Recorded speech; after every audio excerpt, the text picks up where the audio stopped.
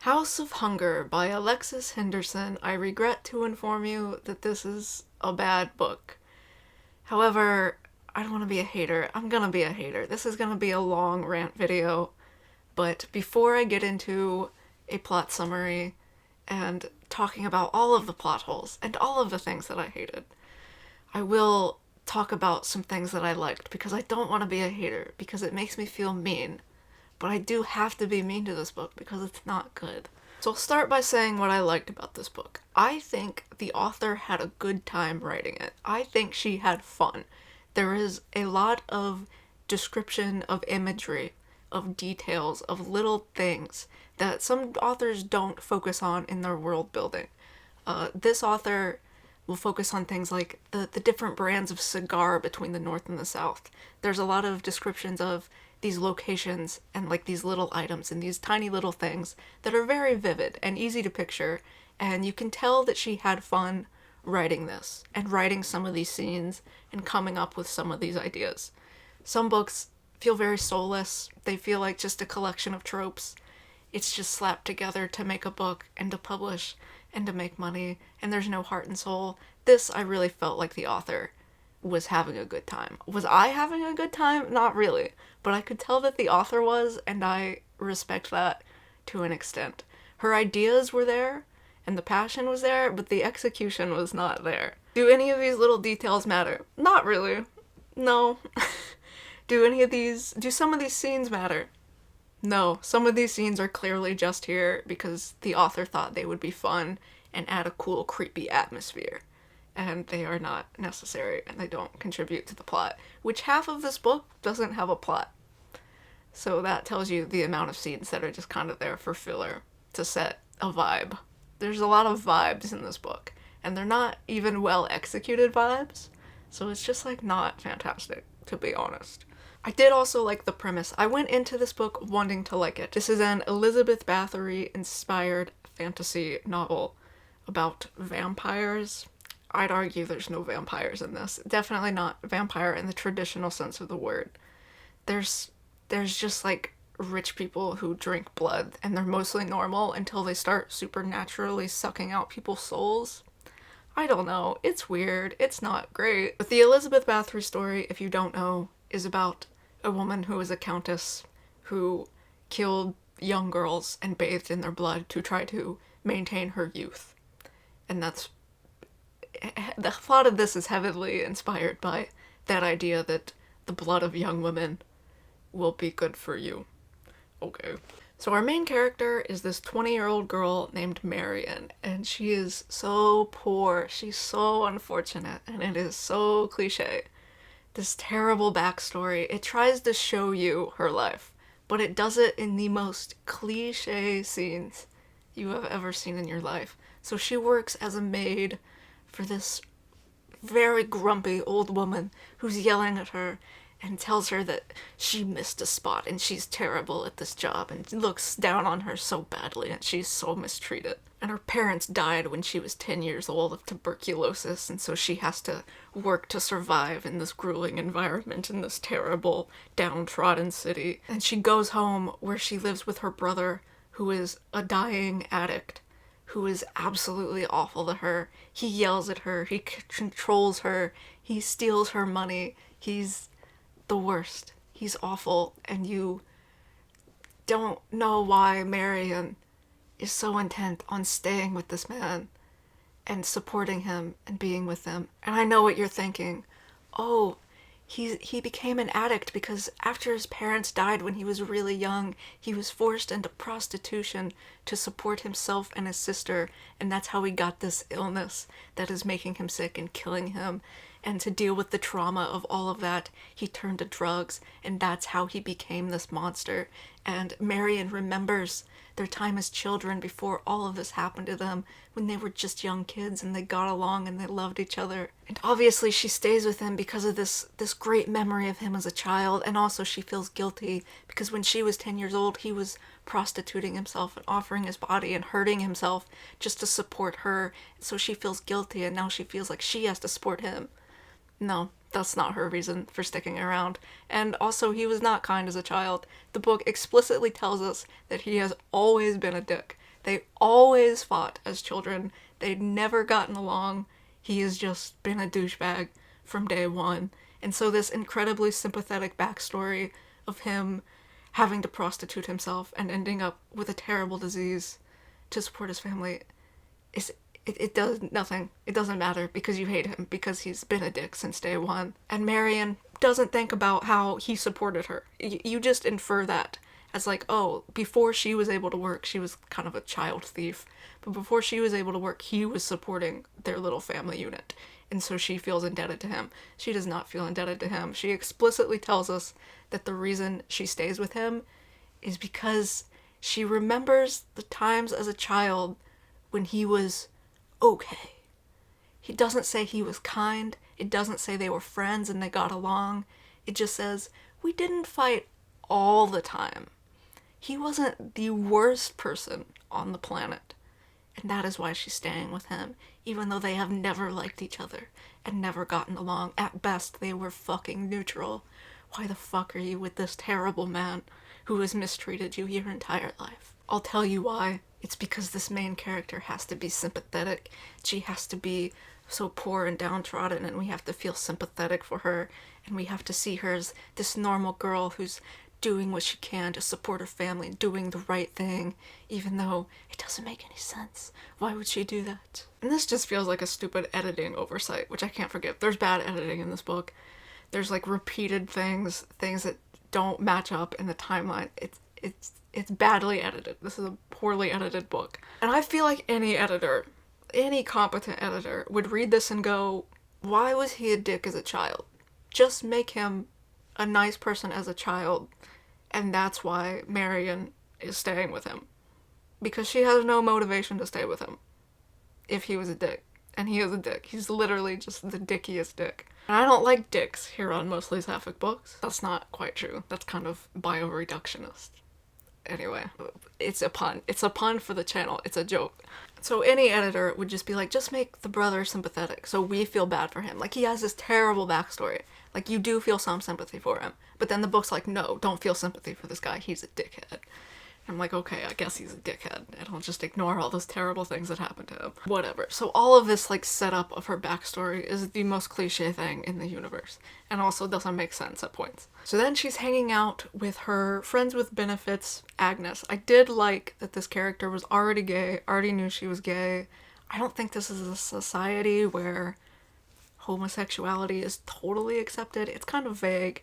In the rich houses, it seems like you can just get away with it because you're rich and you can do whatever you want. But in the city, it seems like maybe that's less acceptable. But whatever, she knows she's gay. She's hanging out with her friend slash ex-lover, Agnes, and who is a cool character, but you absolutely never see her again. Completely irrelevant. But they're reading the newspaper and they see an ad for blood maids. Someone is hiring blood maids. So in this universe, the wealthy people in these big houses, they all drink blood. They cook with it. They just drink it for enjoyment. They use it as medicine for about a bajillion things, which begs the world building question. This is where the world building falls apart if you analyze it at all, and I'm gonna analyze it all. So the rich people believe that drinking blood can cure all kinds of ailments, including, it says specifically, syphilis. And I don't know what disease the brother has, if it's syphilis or something else, but the poor people don't drink blood. They don't use it as medication, which doesn't make any sense. Even if the blood doesn't work as medication in this universe, it's kind of iffy on if it does. Maybe it does treat some things. But even if it was just a placebo, even if there was this cultural idea that blood could cure your illnesses, the poor people would be drinking it because they have it in abundance. They have blood. It's free. Everyone has blood. There's blood all around. So it's not a medication with any barriers. There's no financial issue of getting it. There's no thing where they have to import it. It's readily available medicine. So why are they not using it as medicine? And there's some mention of it's kind of a class thing, not even a class thing, a regional thing. There's a north and south region to this, which is sort of interesting but doesn't fully get expanded on. So like the sort of rich old money northern houses do this very regularly. And in the South where Marion lives, it's kind of taboo, but like, it's medicine. And also there's a point where I think it was illegal at some points, but even then, you would have an underground blood trade. These poor commoners know that the rich people do this. And if they saw that, they would think, we could do that. We have blood. I could just go get blood from someone. Even if it was on the down low, even if it was a black market money scheme, someone would be trying to make money off of this. Someone would be marketing like, oh, here's the bestest blood in the poor town, and this is way better than drinking your sister's blood or whatever. There would be an economy around this. And there's just not. And that doesn't make sense from a realistic world building perspective. Why would the brother, the sick, dying brother, why would he not try to drink blood to get his life back? Because he's young. He's dying young. He feels terrible. And he's incredibly selfish. So why would he not try to drink blood? Even his sister's blood. Like, why would he not forcibly take blood from his sister if that was what he needed to do? He doesn't even try it. He doesn't consider it. But, like, they know the concept of blood being used as medicine, so why are they not doing this? It doesn't make sense. Especially when he's so selfish, and it's been foretold to cure the exact disease he has. Why would he not seek that out? It just doesn't make any sense. And it would be free to him to just take someone's blood. I don't believe that this man wouldn't be violent towards anyone, especially his sister.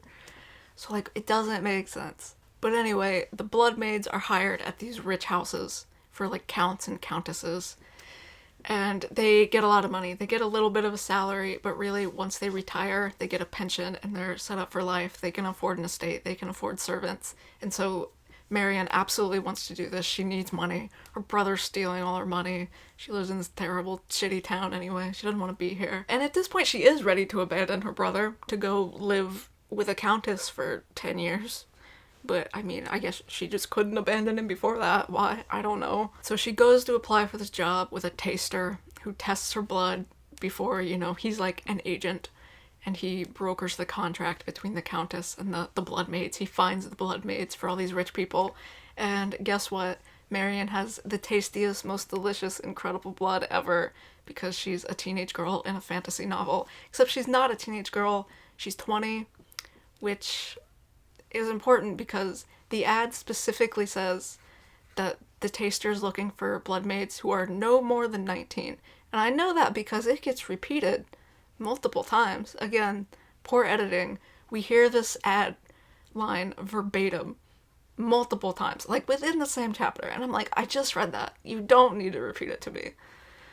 And I totally believe that Marion would lie about her age here and pretend to be 19 so that she could get this job because she's desperate for the money. And also she used to be a thief on the streets, and so she has a little bit of a shady past. She stopped doing that because she didn't want to get caught. And, she was very young when she was doing it, so the consequences wouldn't be too bad. But now she wants to live on the straight and narrow. But I do believe that she would lie about her age for this. Never comes up. You'd think there'd be literally one line where she's like, I'll just tell him I'm 19, and then, he won't know. Doesn't come up. I don't remember that ever coming up. And then when she gets to the job and she's in the countess's house, like talking to the servants and like the house mother who runs everything, she admits that she's 20. And maybe the 19 age restriction was just the taster and looking for things, and so it's not the countess's regulation, it's just the taster's regulation. But like, she needs this job and it is so strict, and she should be so intent on following the rules so that she doesn't get kicked out and doesn't lose her pension and doesn't lose this job. And she just is fine telling her the age that it would exclude her from being able to do this, allegedly. Doesn't come up. So why is it 19 even? Why not make her 19? Why is she 20 instead of 19? It doesn't matter. None of this matters. Why? So she gets this job, no problem. She goes to the countess's house, Elizabeth Bathory, except she's called Elizabeth in this story, so it's different. But I'm probably just gonna call her Elizabeth Bathory because it's Elizabeth Bathory. And here we do get a good description of the house. This is a beautiful manor. This character is noticing all these details and this opulence that she's never seen before. Even on the train ride there, she's like eating all these foods she's never had, seeing all these rich people who are on the train. She couldn't afford the train. The night train. Why is it a night train? Maybe it's literally just the train that runs at night. But why do they have to do it at night? Because it comes back again and they have to take the night train. I don't know. It doesn't matter. And this is where we get like cool little world building details about the types of people on the train, like the northerners versus where she comes from in the south, and how things are different and how the styles are different and the fashion's different. Doesn't matter, to be honest. But like it is there, and you can tell the author really could visualize these scenes and really saw them and thought about them and was enjoying them and enjoying thinking about them. Did she translate it in a way that was effective to the story? Not really, but like, whatever. I'll forgive it. There's some good descriptions here. She gets to this house, and Elizabeth isn't even a big character right at first. She meets the 4 other blood maids that live here, and it's a ranking system. So she's number 5, and number 1 is the favored blood maid. It's a girl named Cecilia. She spends a lot of personal time with the Countess. They sleep over at night. And when Elizabeth does taste Marion's blood, she's like, whoa, this is delicious. And then all of the other blood maids are like, oh, this new Marion girl is gonna vie for the number 1 spot. And they bring this up to Marion on like day 2 or day 3. And the whole time, Marion is like, oh my god, I can't believe I'm here. I don't belong here. This is so out of my element. I can't believe how I got here. I wake up when it's like a dream. And while they're telling her like, oh, you might be number 1 because you have such tasty blood, she's like, no, it couldn't be me. I don't even want to do that. I'm just grateful to be here. And then she's like, you know what, maybe actually I do want to be number 1. Maybe that's a good goal to have. Maybe I will be the best blood maid.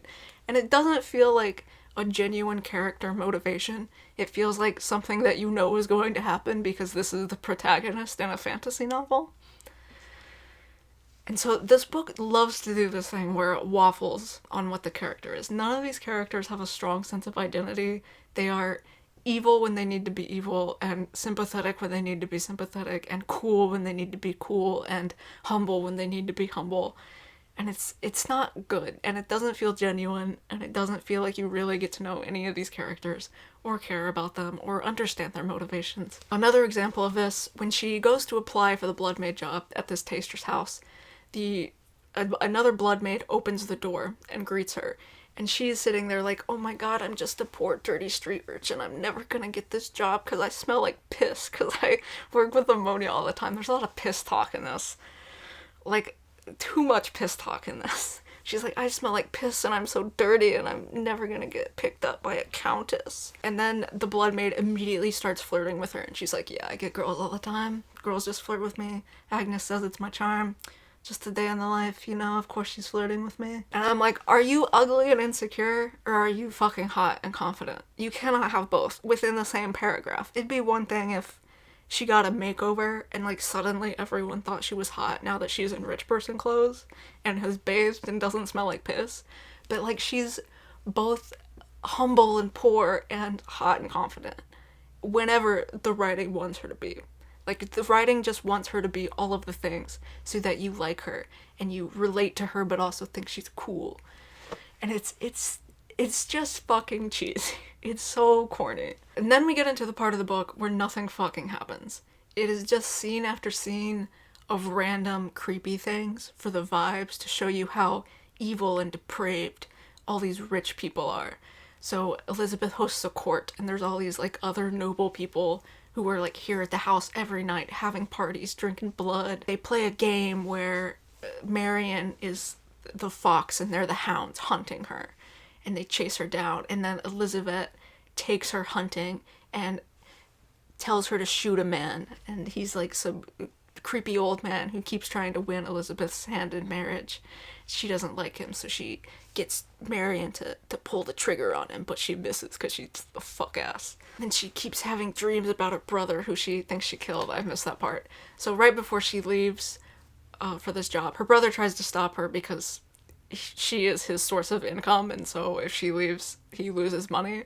So he tries to like tear up her train ticket and stop her from going, and she pushes him away, and then he falls and hits his head and presumably dies. Now this entire time you're like, we didn't see that man die. Like, he was bleeding on the ground, she left him for dead, he was already sick.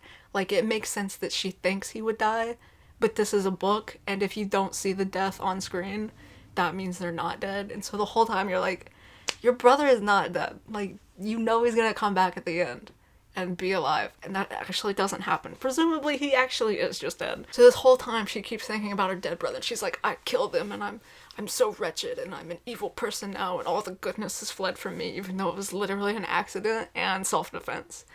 And she's also not, like, evil. She's not, like, getting here to this house and being, like, so jaded and evil now. She's being normal and polite. And she's just having, like, guilt stress dreams about killing her brother. Obnoxious. So she keeps having nightmares about her dead brother's corpse, like, talking to her and harassing her and haunting her. And she's playing, like, truth or dare with these depraved nobles, and when she doesn't do exactly what they say because it'll break the house rules and stuff, they make her do drugs as punishment, and then she hallucinates her dead brother who was on drugs, and it's all of the shit that doesn't go anywhere, that's just supposed to be like, whoa, this house is fucked up, dude, isn't this so crazy? And then in the second half of the nothingness, where there's no real plot, we get more time with Elizabeth, where it's so stupid. And I don't even know what's real, because obviously Elizabeth is lying. But the writing is so bad. This feels like a YA novel. It's YA level writing, but it's not a YA novel because there are spicy scenes in this. Not that many, not super explicitly, but like this is clearly not a YA novel. So we spend more time with Elizabeth, and we know she's lying because she's Elizabeth Bathory and she has to kill people for this to be an Elizabeth Bathory story. But the writing is so poor that I honestly just took it as face value. I didn't know that this would actually follow through with the Elizabeth Bathory element of the story. Because Elizabeth just seems like a pretty chill, normal lady. She's like 30, so there's like kind of an age gap here with her and the maids, but not really. And she's pretty nice, and she like asks for consent before she drinks blood. And it's like low-key fucking boring, because you expect this to be Elizabeth Bathory, who's like evil and twisted and super domineering and totally in control of these women's lives, which she is, but she doesn't act like it. And I wanted like a toxic dark romance here, and instead she's just a normal person. And then she tells Marion, like, as soon as I drank your blood, I knew like we were soulmates. Which I think this is a lie. I think she's lying to her, and I also couldn't tell if Marion actually had the tastiest blood ever, or if they were just lying to her to get her to come do this job and eventually die for Elizabeth Bathory to do whatever she wants, to take advantage of young girls. So I couldn't actually tell, like, what was real here and what wasn't in hindsight. But we introduced this fucking stupid idea. The blood tries to do too many things. So, first of all, when the Countess drinks Marion's blood, she gets, like, her memories. And, like, she knows that she has killed her brother because she can taste it in the blood. And she, like, sees the vision of her brother on the floor and, like, feels Marion's guilt.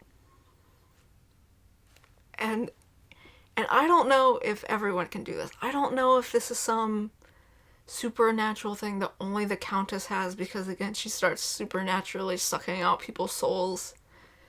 I don't know if only she can do this, but other people drink blood, and they do not report having memories. And also, you'd think that would be part of the application process of, like, we don't want a girl with a traumatic memory because I don't want to see your dead brother laying on the ground, or something like that. So I don't think everyone can do this. And even Marion, at a couple of points, drinks blood and doesn't have any memories or flashbacks of whoever it is' life. So I don't know.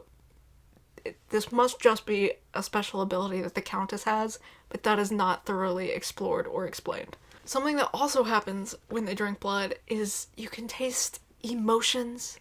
There's a really fucking stupid scene with the taster. The first time the taster tastes her blood, there's a dumbass paragraph that I should have quoted, but it says that Marion watches him go through every emotion of the human experience in the span of a couple of seconds, and she reads it on his face, and she can identify each emotion over the course of just a couple of seconds. It's like he's happy, and then he's sad, and then he's disgusted and angry and ecstatic, and all of these things, the entire range of human emotion on his face in seconds, and she says that she can identify each one of those emotions.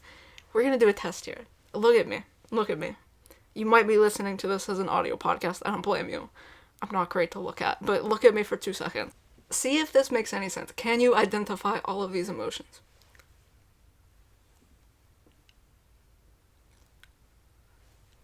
Did that look like I was having a range of emotions, or did that look like I was having a stroke? If a strange man you did not know drank your blood and then did that, would you think, wow, he's really happy? No, he's really sad. Wow, he's ecstatic. Wow, he's angry.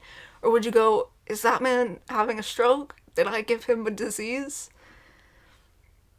Which do you think? That doesn't make any sense. There's no fucking way that she identified all of those emotions in like 2 seconds. It doesn't make any fucking sense. What a dumbass scene. What a terrible logistical nightmare. I hate it.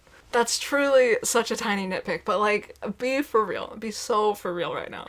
And then Elizabeth also introduces this idea that there's fucking soulmates in blood. I think this is a lie. I think she's just lying to get this girl under her grasp. But in the moment, because the writing is so bad, you don't really sense that this is a lie. You know sort of that it might be a lie because it's Elizabeth Bathory, but nothing in the text has led you to believe that Elizabeth is lying here. And so you really just fucking take this dumbass revelation at face value. And like, she talks about how her mom was also a blood maid and her dad was the count. And like, they had such a special connection. And like, as soon as I tasted you, I knew we were equals and like soulmates.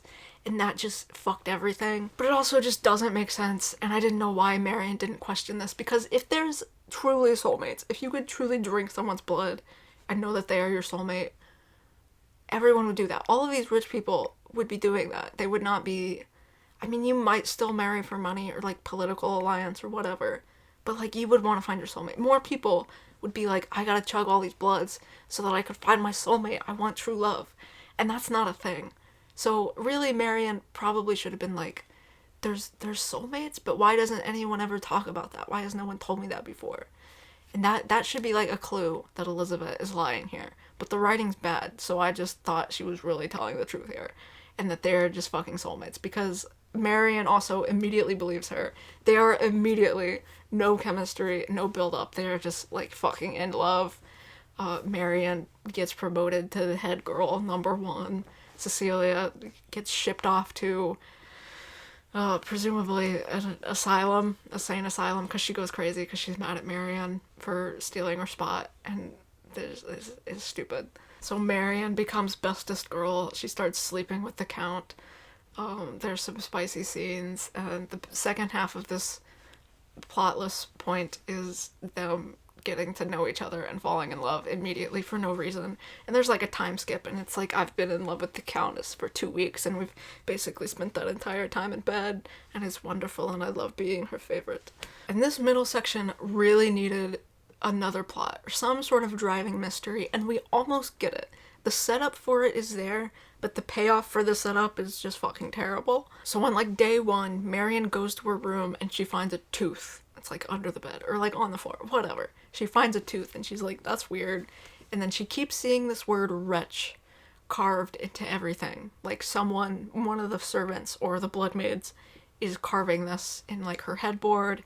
It's written on like a fucking necklace or some shit. So this sets up a mystery, and I thought we were going to be looking for one specific girl who used to stay in this room before Marion and finding out what happened to her and how assuredly the Count killed her and like took her teeth, and like only her tooth was left, and she was trying to warn people that she was being abused by like writing wretch everywhere, which is, it's so stupid the way this plays out. We don't get that. We basically ignore all of that until there's like a random scene where Elizabeth starts turning on Marion and like not trusting her, and accuses her of having an affair with some old man who's a teacher in the house, which doesn't make sense. It's because she's not actually in love with Marion, but the way it's framed is like they are in love, and then all of a sudden it just turns sour for no real reason. And so to prove her loyalty, she asks Marion to pull out one of her teeth, but she doesn't actually make her do it.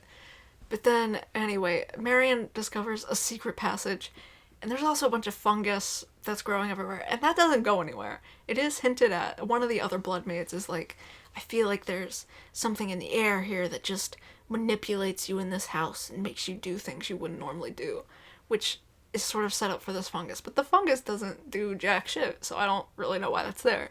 But anyway, she finds these hidden passages and eventually discovers that Cecilia, who allegedly got shipped off to a mental institution, is like living under the house and being kept there and drained of her life force, and now she looked like an old woman.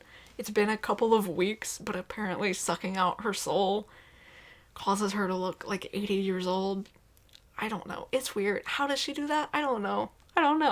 It's also not even the Elizabeth Bathory story. Like, why not just bleed them?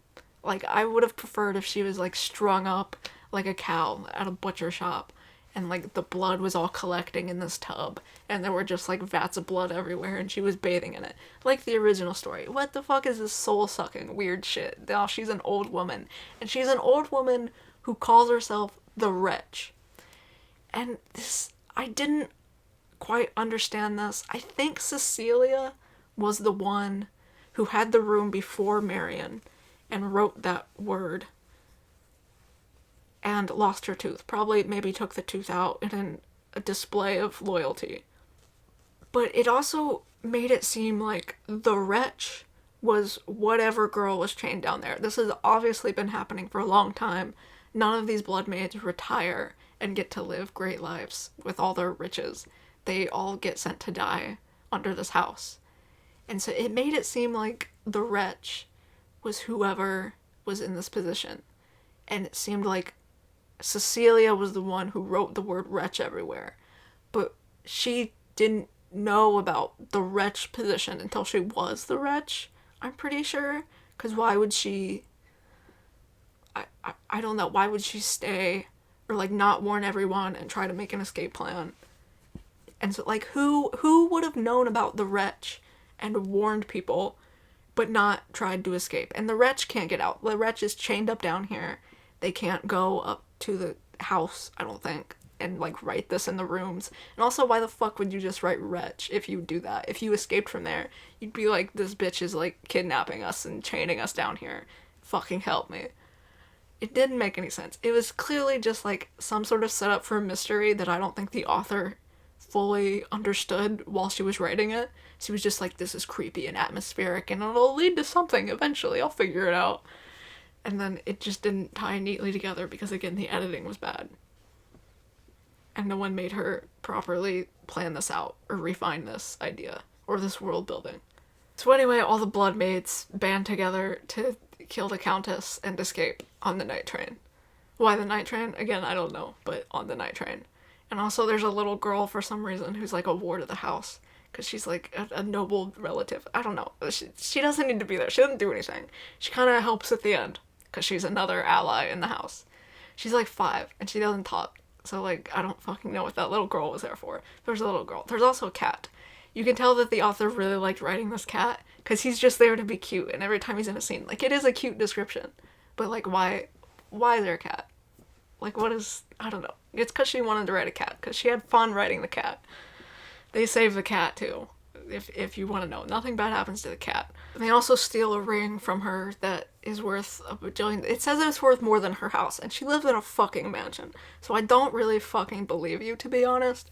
But they steal a big ruby ring, and they're gonna, you know, sell it and have money and live happily ever after. They also steal this guy's checkbook, this other rich man.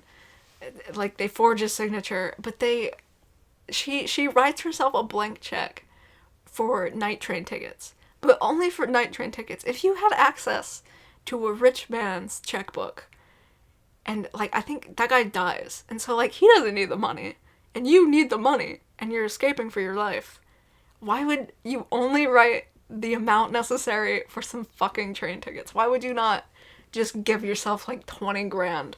Or, you know, something a lot, but maybe not, like, all of his inheritance or whatever. I don't know what their currency is or, like, how much money these people have. But, like, why would you only write enough for train tickets? That's so stupid. Just get more money. And then, like, you don't even have to worry about it. And then you'd have cash while you're waiting to sell the fucking ring. Stupid. What an idiot. You're already forging a check. Just, like, forge the fucking check. So anyway, that's the plot. That's the plot recaps over, and I'm still gonna complain. I wrote down little things that didn't add up, or that were evidence of poor editing, or that I just didn't fucking like. So here's some other random shit. When Marion first gets to the house, she's signing the contract to be a blood maid. And I think it's the house mother, is telling her all the details of this contract. And she's like, yeah, I knew all of the details of these contracts because Tiago, the taster, told me about them before I came here. We saw that scene. We saw the scene of her telling her. She didn't need to tell us that she knew that because we saw her know that. We were there. We were there. And it also wasn't that long ago. So, like, yeah, I know. And also, we didn't need to have this repeated twice. Like, we know the terms. I guess it shows that Tiago wasn't lying when he was talking about the terms. Whatever. But it's just repetitive. And, like, we didn't need that. Do you see how I said we didn't need that about 5 times in that little explanation? We didn't need that. It's ridiculous. Just cut it out. Another bad editing thing. So, Marion is talking to the teacher, someone, I don't know, some of the staff at this mansion, and they tell her that the Countess's mother was a blood maid. And she's like, whoa, the Countess's mother was a blood maid? But we literally learned that the chapter before this. Some of the other girls are talking about it, and Marion is there listening to them. Because that's how we know about it, because we're in Marion's point of view. So she hears the other girls mention that Elizabeth's mother was a blood maid.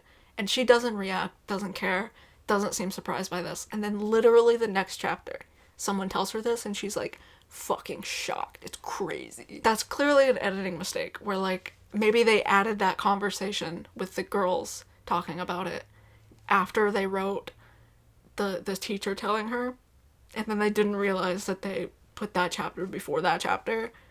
It is stupid. It's bad editing. And also easily fixable. If you have giant structural issues in your book, I understand not fixing them, because that takes a lot of effort and time. But when your issues are so fucking small and easily fixable, it's just inexcusable. Like, just fix it. Just edit the book. Just do your jobs.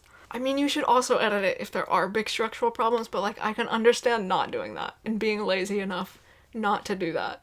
Because it would take a lot of time and effort, and it might delay your book, and there's, like, deadlines. There's, like, a reason there. It's not a good reason, but there's a reason. This is just inexcusable. Just do your job. Another repetition thing is, I think the teacher again, someone is telling her about the House of Fog. There's all these houses. We're in the House of Hunger, obviously. Someone's telling her about the House of Fog, and she's like, yeah, I've heard of that house. It's one of the 4 main houses. We have heard about the House of Fog like 6 times, at least. This is not, like, the first time this has been mentioned, and we're learning that Marion has some knowledge of this. We all have knowledge of this. You did not need that line. I'm sorry. Also, the house names are stupid. Just, like, from a world-building perspective, there's, like, 4 main houses that are, like, the bestest ones, which the house hierarchy is not explained very well, but whatever. So we have the 4 main houses are named after the 4 horsemen of the apocalypse. We have hunger, which is famine. We have locusts, which is plague. We have fog, which is pollution. I don't even remember what the war one is. It doesn't matter. But I understand why the author named those things, because it's kind of cool. Like, these are, like, cool gothic horror vibes. It's edgy and creepy. But, like, why the fuck would these rich people name themselves after things that nobody likes? I'm gonna name my house Famine. The hunger thing makes sense because they all drink blood. The Countess has a blood disease, that's why she drinks all this blood, and it's inherited by her family, and they're not vampires, but they apparently need blood to, like, keep living and to, like, stay healthy. And they do die normal lives, I think, but whatever. So the House of Hunger we get an explanation for, but why the fuck would you name your house Locust? If you're a rich guy and you want to give your mansion a cool fucking name and your whole legacy and your lineage a cool fucking name, why the fuck would you name yourself Locust? No one fucking likes Locust. That's the whole point. It's the fucking 4 horsemen of the apocalypse. Why would you not name it, like, House of Happiness, House of Wealth, House of Power, House of fucking literally anything else? It's shallow world building. It sounds cool when you don't actually think about the realistic logistics of the universe. Another thing that bothered me, the rules for the blood maid position are very strict. She's not allowed to give blood to other people, except the Countess. She's not allowed to leave the palace. She's not allowed to talk to the Countess unless she's been requested and invited. She can't go to the Countess's room unless she's been invited there. Except she does, repeatedly, all the time. She just keeps ending up in the Countess's room, and she's like, I know I'm not supposed to be here, but, like, I'm gonna fucking go anyway. Even though these rules are immediately laid out to her and stressed how important they are. And if you break them, you will lose your pension, you will be fired, you will lose your room and board. She can't go home to her city where she killed her dead brother. She's got nothing there for her anymore. She needs this money. She has no job prospects beyond this. She needs to get this money and retire and be rich. This is her only thing. She's desperate for this. That's a great character motivation. And then she just immediately breaks all the fucking rules, even though she needs to follow the rules to do this and keep this job. Stupid. And there's also a scene where the girls are arguing about whose blood tastes better or something, and she's like, "You don't believe me, taste it," which is a violation of the rules. And the house mother is right there. And the book tries to write itself out of this by saying, oh, the house mother's there and she saw me and that's a breach of the rules, but like she knows I'm joking or whatever. And so she's just not reprimanded for this at all, even though it would be grounds for expulsion and losing her job. Stupid. There's also a kind of plot hole about... So Elizabeth Bathory wasn't even looking for another blood maid, but the taster tastes Marianne and is like, she's so good, you gotta have her. You gotta have an extra one because she's so special. And so, again, Elizabeth only wanted 4 blood maids. And, like, she gets a 5th. But then when Cecilia disappears, she's like, we're down a blood maid. We need another blood maid. Our reserves of blood are so low. And all of our 4 girls are so stressed out because they're having to take extra blood. And it's having a negative effect on their health. And then we can't take blood from them when they're sick. And, like, we're running low on blood. We need more blood.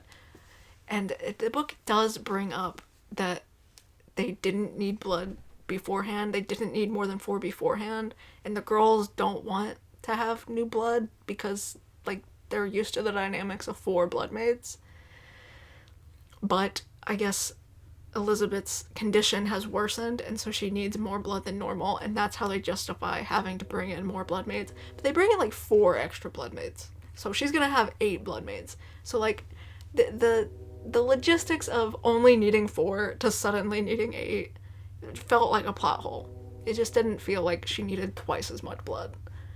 It just felt like, I don't know, like we had to have more stakes and like more girls to rescue and more things to be concerned about and more people to worry about. Another thing, Elizabeth Bathory, her father was abusive and she killed him. She killed him by eating poisonous mushrooms and then giving him her blood. And he dies from this poisoning, but she lives, barely. She gets sick from eating the mushrooms, but she lives and he dies. How? I'm not a toxicologist. Maybe this does make sense. But I feel like ingesting the direct source of the poison would be so much more potent than blood that has been slightly recently infected with poison. I just feel like she took a higher dose of the poison than he would have. And I don't think it says, like, he was incredibly frail. He did have a blood disease, maybe he was old, but I don't think it says he was so frail that he just couldn't withstand even a tiny bit of poison. But she was younger and stronger and therefore could withstand the poison. It's just stupid. And it sounds cool. That's why it's there. Because it's a cool method of murder. It's not like, oh, she slit his throat while he was sleeping. It's like, no, I poisoned myself and then fed him blood. And he died drinking blood the way he loved to do and forced people to do for him. And, you know, it's karmic and it's cool and unique. But it doesn't make fucking sense. That was another problem I had. I think you could have done more with this blood. Even though I said that she did too much with the blood mechanics, I think you could have said something with it. So maybe the reason Marion has the tastiest blood, if she does, and that wasn't just a lie, the reason could be her blood has so much emotion behind it because she's lived such a troubled life. And some of the other blood maids, actually, a lot of them are from the South and, like, from these poor places. But some of them are bred to be blood maids and, like, their mothers were blood maids. So they're, like, from a good bloodline. But I would have liked... this would have made sense, or said something, if all of the other blood maids in this house had been from good bloodlines and were raised to do this, and just had this one purpose in life and lived pretty comfortable lives because they're in the orbit of these wealthy people and grown up in these wealthy houses. And then if that had contrasted with Marion being from the slums and going through all this trauma and all this heartbreak and losing her parents and being forced to work and commit crimes as a child and watch her brother spiral and die. And if all of that life experience had made her blood more emotive. And so it said something about class and how she was special for a reason, but also that specialness came from rich people exploiting poor people like her, and how that exploitation has just made her a perfect victim and the perfect candidate to be exploited even more by these people in this wealthy class who just want her for her blood and have just beaten her and beaten her down over the entire course of her life in every facet of her life. And then she rebels against them, and it's a class message. And we don't really fucking get that because some of the other bloodmates here are from lower status. And apparently they're just not as tasty as Marianne. She's just the bestest. She's just the tastiest, you know? It's not her fault. She's just special. Like, you're just jealous. So I don't think this book was trying to do anything or say anything. I think the author just had some fun, spooky ideas and was excited to write a book about them and didn't refine it and started before she really had a full plot mapped out or a full character arc mapped out or a full character mapped out and was just vibing and going along with it and enjoying herself, which is good for her. I'm glad someone enjoyed this. It wasn't me. I didn't enjoy this very much. There were just so many plot holes. I wanted to enjoy it because I've always liked the Elizabeth Bathory story. I've always found it like kind of cool and dark and homoerotic that like this older woman is like bathing in the blood of all these younger girls. Like there's something gay there. I want a Sapphic vampire story based around that. That sounds awesome. But the execution was just not here. It's just very YA. It's very rushed. It's very full plot holes. It's just not very good writing or good storytelling. It was okay vibes. But again, the vibes aren't that well written. So the vibes don't even hit. I can't even tell you to read this just for vibes. I mean, I don't think you'll hate it. It's not good, but it's not the worst thing I've ever read. I'm gonna give this 2 stars. There's something here in the idea of the world building and in some of the character interactions and like some of the house dynamics and stuff like that. There's potential. It just doesn't live up to that potential. So you'll be disappointed, but you probably won't despise it the way I've despised some books. I just didn't like this one.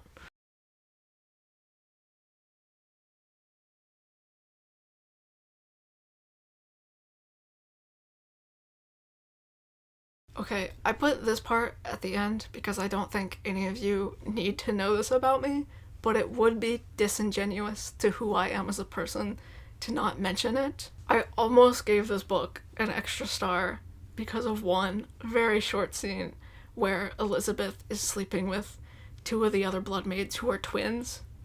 I fear I do have a twincest kink. And so the inclusion of one of my niche fetishes did make me like this book for like 60 seconds. Then I realized that the very minor inclusion of my niche fetishes did not outweigh the poor writing quality. Tragic. I wish that scene had been in a better book. Speaking of, do you guys have any lesbian twincest book recs? I'm listening. Thank you for your time. Please don't unsubscribe. Have a good night.